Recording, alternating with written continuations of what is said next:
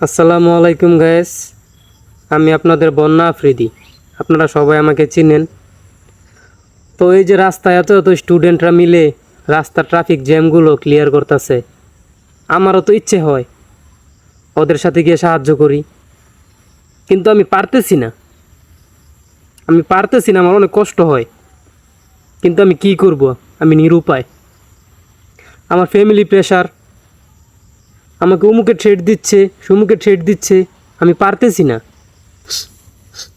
আমার ফ্যামিলির লোকেরা আমাকে আসতে দিচ্ছে না, কারণ তারা বলতেছে আমি রাস্তায় নামলে নাকি আমি রোদে কালো হয়ে যাব।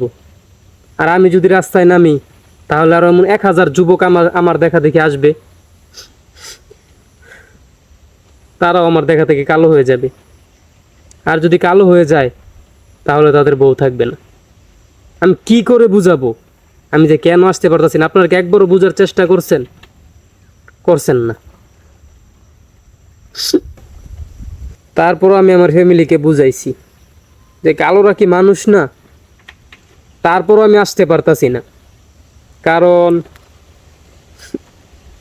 কারণ কারণ আমার আমেশা হয়েছে দিনের মধ্যে 72 বার আমার টয়লেটে যেতে হয়।